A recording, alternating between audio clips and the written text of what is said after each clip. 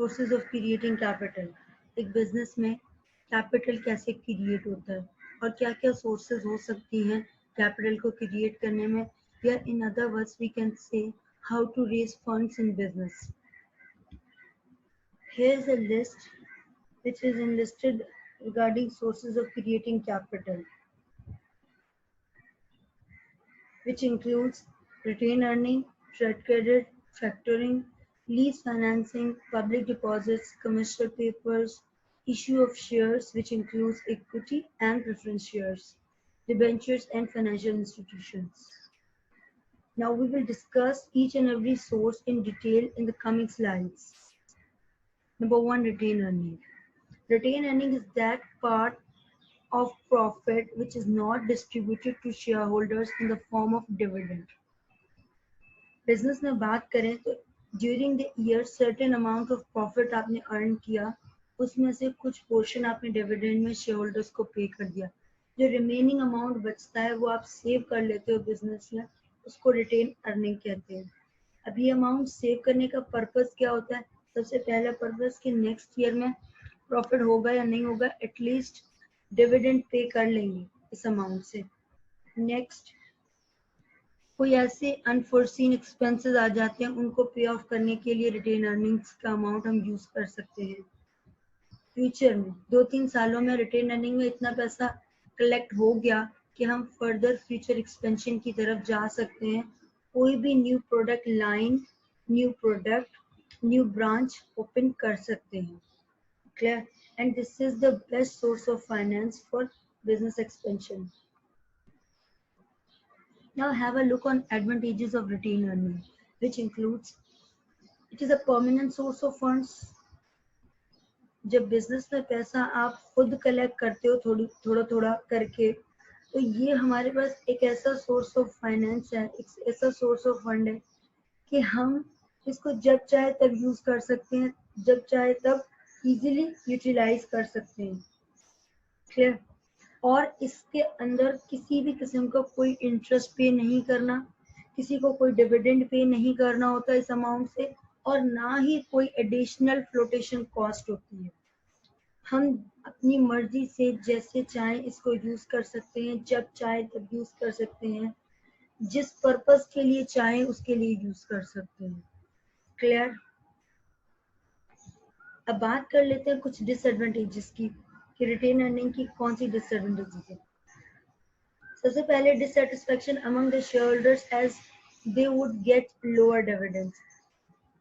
Share holders feel करते हैं कि उनको थोड़ा अमाउंट डिविडेंड दे दिया गया, ज्यादा देना चाहिए था, बाकी बचा हुआ बिजनेस ने क्यों रखा हुआ है.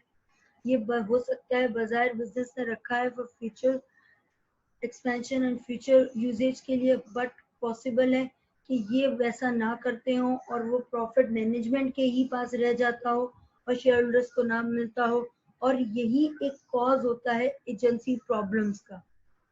क्लियर? देन बात करते हैं uncertain source of funds as a profit of business are fluctuating. जैसा कि बात की कि ये वो अमाउंट है जो बिजनेस के प्रॉफिट पे डिपेंड करता है कि प्रॉफिट होगा तो ये अमाउंट क्रिएट होगा. अगर बिजनेस में कोई भी फ्लक्चुएशंस आती हैं और during the year profit generate नहीं होता, तो फिर रिटेन अर्निंग का वो अमाउंट भी जनरेट नहीं होगा. इसलिए ये डायरेक्टली डिपेंड करता है कि whether business will conduct or not, whether business will run or not. Clear? Then बात करते ये वो अमाउंट है, opportunity cost associated with these funds is not recognized by many firms. ये वो अमाउंट है बिजनेस का जो बिजनेस के अंदर पड़ा हुआ होता है, हमें नहीं पता चल सकता कि इस अमाउंट की क्या अपॉर्चुनिटी कॉस्ट है. लाइक हम बात करें तो कहीं से डेट लेते हैं तो डेट पे हम इंटरेस्ट पे करते हैं, तो हमें पता है कि इस डेट की कॉस्ट इतना % इंटरेस्ट है जो कि हमें मंथली बेसिस पे पे करनी है. इसीलिए रिटेन अर्निंग क्या कोई ऐसा कोई कॉस्ट ही नहीं आती. जब कोई कॉस्ट ही नहीं आती तो पता ही नहीं चलता कि इसका लेवल क्या है और इसके ऊपर कितनी अपॉर्चुनिटी कॉस्ट अवेलेबल है. Clear? Moving toward next, trade credit. Trade credit is all about account payables. Account payables में क्या होता है कि जब आप एक सर्टेन अमाउंट, एक सर्टेन टाइम पीरियड के बाद आपका बिजनेस इतना ग्रो हो चुका होता है कि अब आप अपने क्रेडिटर्स को कहते हैं कि हमें गुड्स मटेरियल्स एंड इक्विपमेंट्स वगैरह चाहिए और उसके लिए हम आपको 1 हफ्ते बाद, 10 दिन बाद, 20 दिन बाद पेमेंट कर देंगे, depends on the terms and conditions between both parties. तो एक सर्टेन अमाउंट के बाद हम पेमेंट आपको कर देंगे। तो ये जो हमें थोड़ा टाइम पीरियड मिलता है पेमेंट का, this is all about trade credit. Clear? अब कुछ एडवांटेजेस और डिसएडवांटेजेस डिस्कस कर लेते हैं ट्रेड क्रेडिट की। सबसे पहले convenient and continuous source of funds, easily है। हाँ, हम पैसा ले लेंगे वहां से, जो अमाउंट हमने उनको पे करना था वो फॉर द टाइम बिंग नहीं पे किया, हमने गुड्स ले ली, गुड्स हमने सोल्ड कर ली, सोल्ड के बाद जो पैसे आ गए वो जो रोटेशन पीरियड हमें हमने दिया था उसमें हमने पैसे जनरेट कर लिए। अब वो पैसे हम जाके वापस पे ऑफ कर रहे हैं क्रेडिटर्स को। क्लियर? हमारे लिए ये अदर सोर्स ऑफ फाइनेंस मतलब नहीं है, कोई बर्डन नहीं क्रिएट कर रहे कि हमें कहीं और से पैसे लेके आने पड़ेंगे और हम फिर क्रेडिटर्स को देंगे, फिर क्रेडिटर से हमें गुड्स मिलेंगी, फिर गुड्स हम सोल्ड आउट करेंगे, फिर वहां से प्रॉफिट जनरेट होगा, फिर जाके हम वो जहाँ से हमने उधार ली थी वहां से हम वापस पे ऑफ करेंगे। ये इतना लंबा चौड़ा प्रोसीजर नहीं है। बस आप कह देते हैं कि हम 1 हफ्ते बाद पेमेंट कर देंगे, वो आपको दे देते हैं गुड्स, वो आप गुड्स 1 हफ्ते के अंदर अंदर अच्छी खासी सोल्ड कर चुके होते हैं और उनको एक इंस्टॉलमेंट पे कर देते हैं। क्लियर? और ये कंटिन्यूस सोर्स ऑफ फंड्स है बिकॉज कि आप पिछले की पेमेंट करते हो और नए गुड्स एंड प्रोडक्ट्स मटेरियल्स उठा लेते हैं, फिर पिछले की पेमेंट करते हैं और नया उठा लेते हैं, तो एक प्रॉपर कंटिन्यूस प्रोसेस है। Helps cash flow situations, easily help करता है आपके कैश इनफ्लोज और कैश आउटफ्लोज को मेंटेन करने में। Pay creditors at the later stage allowing goods to be sold, हमें वो टाइम पीरियड मिल जाता है कि हम गुड्स सोल्ड करके पैसा जनरेट कर लें और वही पैसा हम क्रेडिटर्स को पे ऑफ कर दें। क्लियर? हमें कोई नया सोर्स ऑफ फंड्स और सोर्स ऑफ फाइनेंस क्रिएट करने की जरूरत नहीं पड़ती। अब यहाँ पे इसकी कुछ डिसएडवांटेजेस हैं।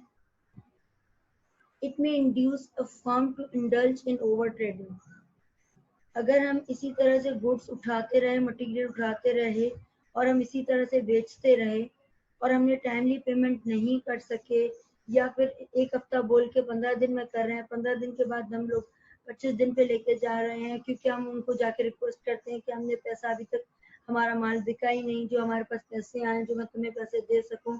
अब वो कहानियां जो लंबी चौड़ी होती हैं सप्लायर और कंपनी के बीच में, वो सारी चीजें होती हैं, उसकी वजह से वो ओवर ट्रेडिंग की तरफ जाते रहते हैं और यहाँ पे लॉस होता रहता है। लॉस ऑफ इमेज है बेसिकली। अब लॉस ऑफ इमेज भी तो एक लॉस है, नॉट नेसेसरी कि वो प्रॉफिट ना हो। क्लियर? और इस सिचुएशन में क्या होता है कि कंपनी की क्रेडिट हिस्ट्री डिस्टर्ब हो जाती है, खराब हो जाती है। वो इतनी सालों से जो क्रेडिट हिस्ट्री बनी हुई थी कि हाँ ये टाइमली पेमेंट करते हैं और वो टाइमली पेमेंट नहीं कर सके, उस वजह से ये ओवरऑल बिजनेस की क्रेडिट वर्दीनेस पे इफेक्ट आ जाए। डन? देन बात करते हैं फैक्टरिंग की। Factoring is a type of finance in which a business would sell its account receivables to a third party to meet its short-term liquidity needs. यहाँ पे क्या होता है, जो आप अपनी कंपनी के अकाउंट रिसीवेबल्स होते हैं वो किसी थर्ड पर्सन को सोल्ड आउट कर देते हैं। आप कहते हैं ये हमारे अकाउंट रिसीवेबल है, ये वो फला बंदे हैं जिससे मुझे पैसा कलेक्ट करना है और पैसे मेरे पास आ जाएंगे। इस वक्त मेरे पास पैसे नहीं है, तुम मेरे अकाउंट रिसीवेबल्स ले लो। लेट सपोज 1 लाख रुपीज के हमारे अकाउंट रिसीवेबल है, हमने थर्ड पर्सन को बोला ये मेरे 1 लाख के अकाउंट रिसीवेबल है, ये तुम ले लो और इसमें से तुम कट डाउन करके 90,000 में डन कर लो। 10,000 तुम्हारा कमीशन है या 10,000 तुम्हारी फीस है। क्लियर? अब वो 90,000 रुपीज उसको दे रहे हैं, उसको 10,000 का बेनिफिट हो गया। क्लियर? समझ आ रहा है? ये प्रोसेस समझ आ गया? अब वो 90,000 जो उसको मिले, अब वो बिजनेस में उसको यूटिलाइज कर सकता है। आगे बात करते हैं कुछ एडवांटेजेस और डिसएडवांटेजेस ऑफ फैक्टरिंग।